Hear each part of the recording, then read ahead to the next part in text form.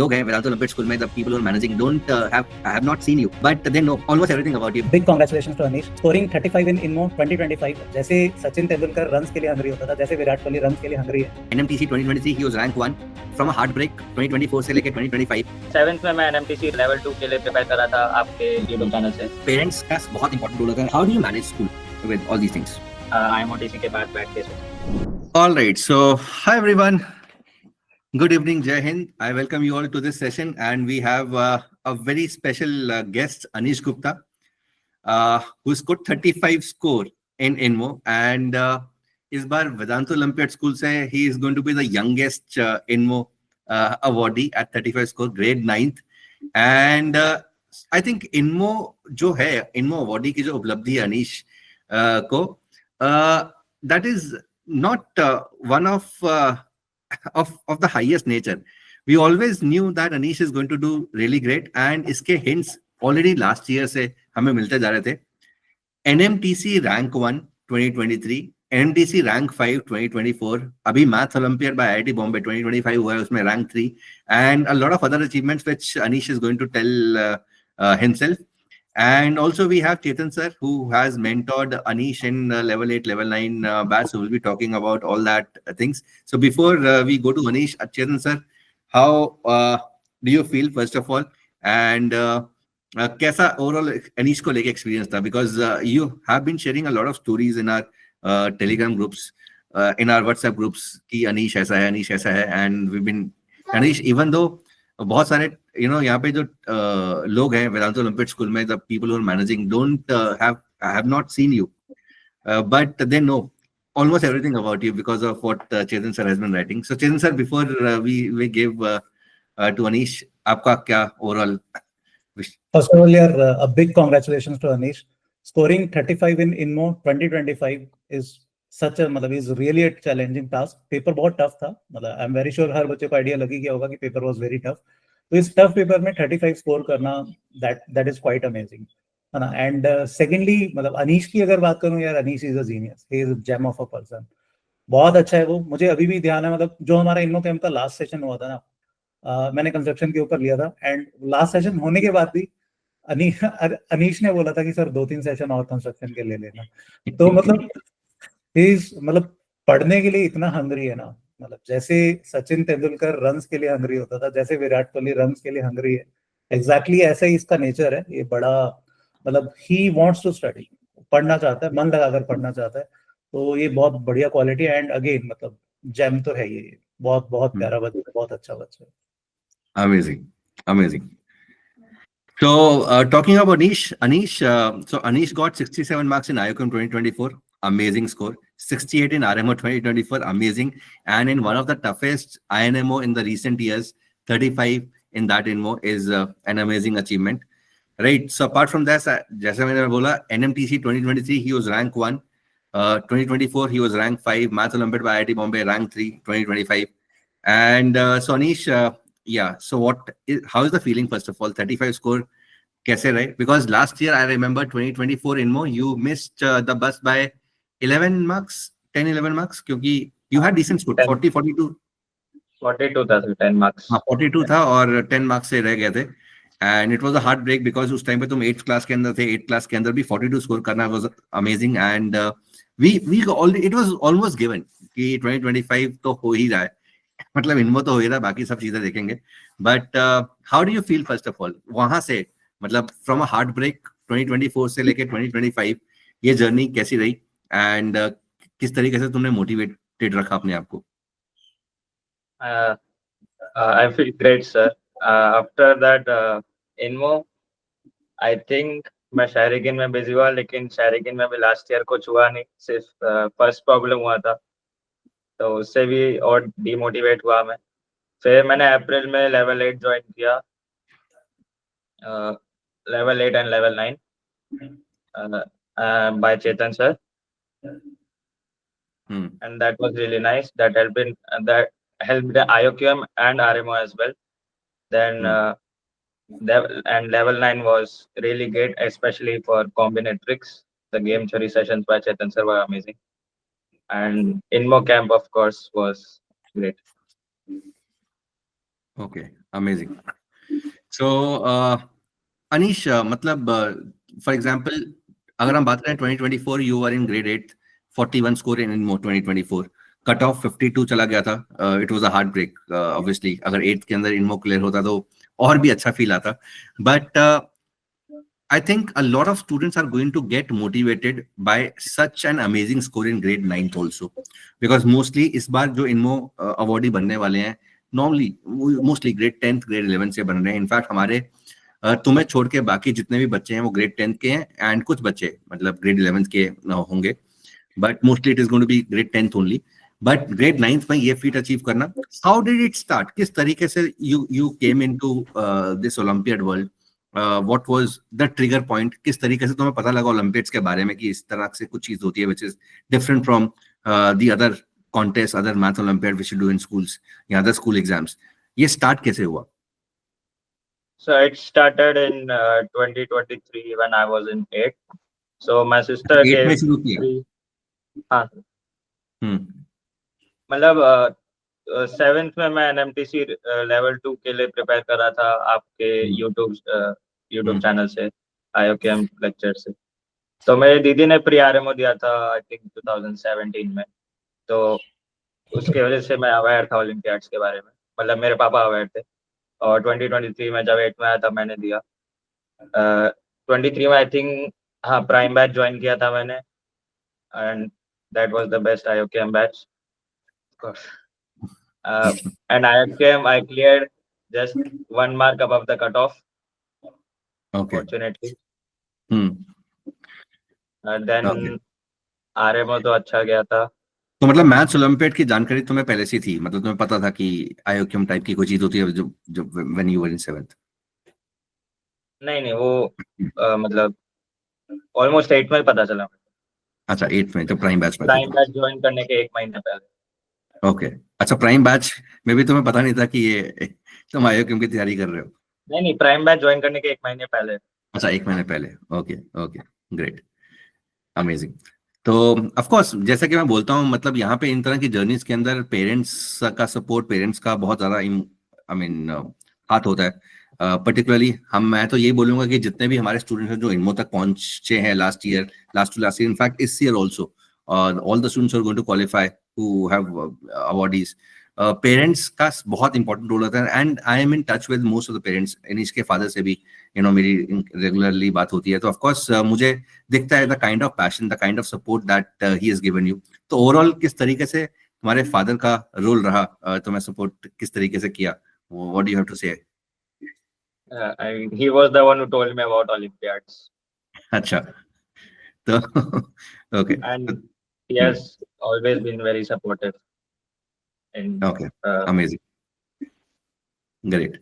तो अनीश, एक और क्वेश्चन है जो मैं हमेशा पूछता हूँ, पर्टिकुलरली इन बच्चों से जो अल्टीमेटली इस तरह के से इनमो लेवल तक पहुंचते हैं, because this are very common question which is asked by the students, how do you manage school with all these things? तो जब IOKM चल रहा था तो IOKM मतलब उतना झंझट नहीं है इनमो जितना, तो तब स्कूल मैनेज हो रहा था। पर IOKM के बाद लाइक जब RMO स्टार्ट हुआ तब मैं स्कूल ऑलमोस्ट 0 कर दिया था। ओह, सो मैंने स्कूल अपना वाज यूनिट सपोर्टिव? टेस्ट, हाँ स्कूल सपोर्ट कर रहा था? हाँ, ओके, तो स्कूल ने मेरे को अलाउ किया यूनिट टेस्ट स्किप करने के लिए। ओह, अमेजिंग, अमेजिंग। तो ऐसे बहुत कम स्कूल्स हैं जो बेसिकली इस तरह से सपोर्ट करते हैं, because lot of schools do not even know what IOKM is, but I mean you are lucky that you are in a school जो इस तरीके से सपोर्ट करता है। So hats off to the teachers, hats off to the management जो इस तरह से चीजों को सपोर्ट कर रहे हैं, and kudos to them also, because इस तरह की परफॉर्मेंस के लिए you need the entire ecosystem around you. Because अगर एक भी चीज ऑपोजिट है, मतलब अगर यहाँ तो पेरेंट्स सपोर्टिव नहीं है, स्कूल सपोर्टिव नहीं है, you are not getting a good environment, you are not getting good kind of discussions जो क्लासेस के अंदर, तो बात बनती नहीं है। तो आई थिंक सारी कायनात तुम्हें इनमो क्लियर कराने में जुट गई थी, so that is good to see, great.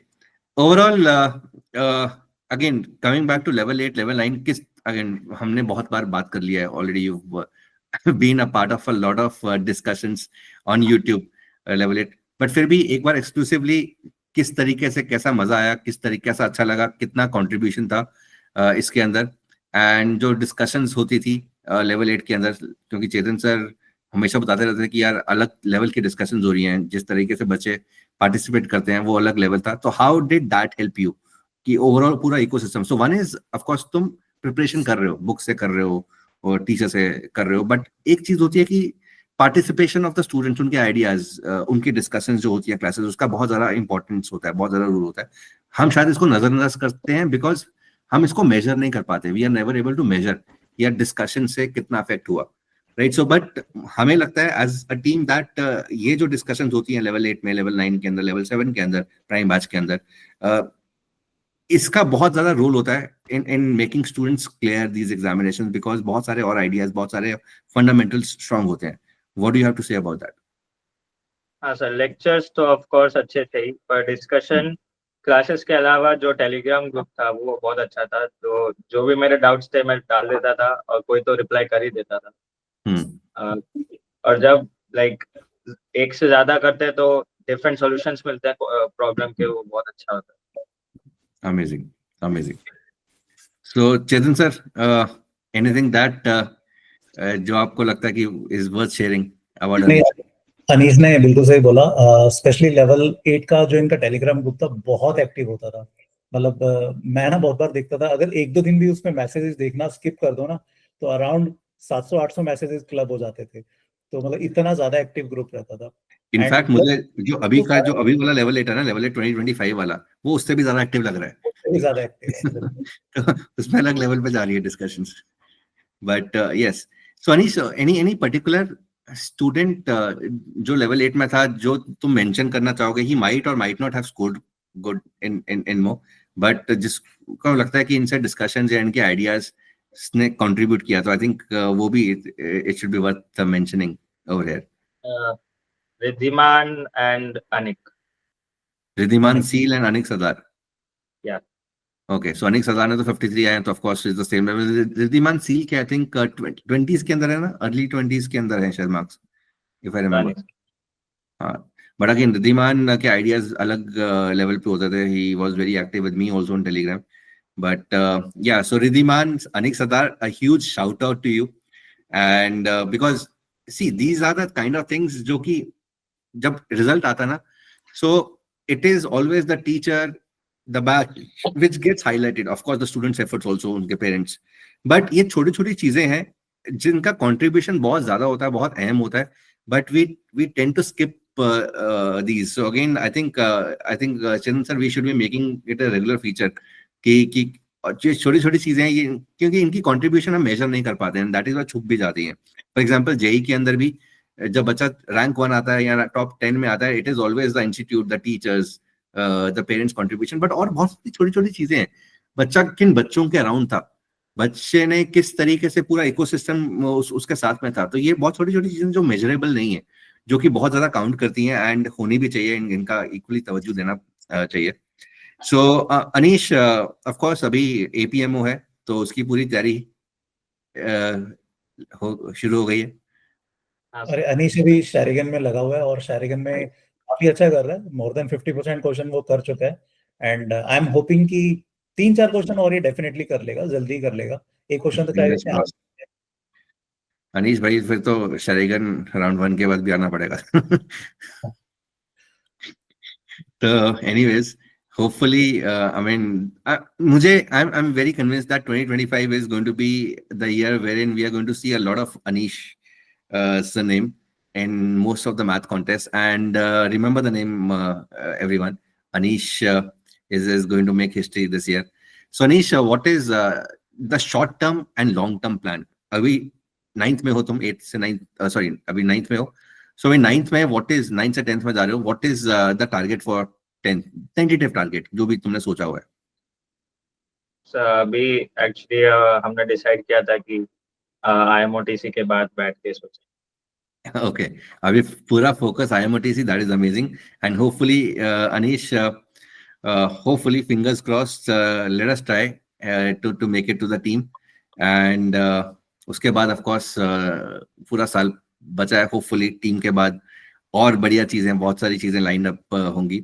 So all the best Anish. अभी पूरा फोकस टीम पे है एंड लेट्स सी कितना कितना सक्सेसफुल होता है ये. एंड लॉन्ग टर्म अनीश, अभी मतलब although it is too early, you know, and opinions ऐसे हैं जो कि चेंज होते रहते हैं इस एज के अंदर, बट अभी टेंटेटिव नॉर्मली इस तरह के बच्चे 3 लाइंस होती हैं. One is JEE, the other is you know ISI-CMI, the third is foreign university CS math courses in foreign. तो अभी के लिए क्या है यहाँ? All options open. I think 10th में तो मैं सिर्फ ओलंपियाड्स ही करने वाला हूँ. अगर नहीं, जेई लॉन्ग टर्म, करना भी होगा तो लॉन्ग टर्म हाँ, है. लॉन्ग टर्म पूछ रहा हूँ. Long term is I think JEE होगा. I am not sure. Okay. As you said it might change. Yes, it is going to change because अभी कैंप लगाओगे, कैंप के अंदर इस तरीके से ओपिनियंस बदलते तुम सोच भी नहीं सकते, because you're going to meet a lot of lovely human beings, lovely people who have a lot of experience. People are going to come from abroad to teach you. There are going to be a lot of amazing professors जिन से maths सीखोगे तुम. So of course the opinions, these kind of opinions, they keep on changing, and I hope they change for good and for the better. So anything else, Chetan sir? All the very best यार Anish. We are very hopeful कि आप India को represent करोगे. And यार बस एक काम और करना है, इंडिया के लिए गोल्ड और लेकर आना है. Yes sir, thank you so much. Yes. Chalo guys, thank you so much for this session. I hope you've enjoyed, and whatever questions that you have for Anish, you can always put that in the comment section, and hope you've enjoyed this session. Take care. God bless you.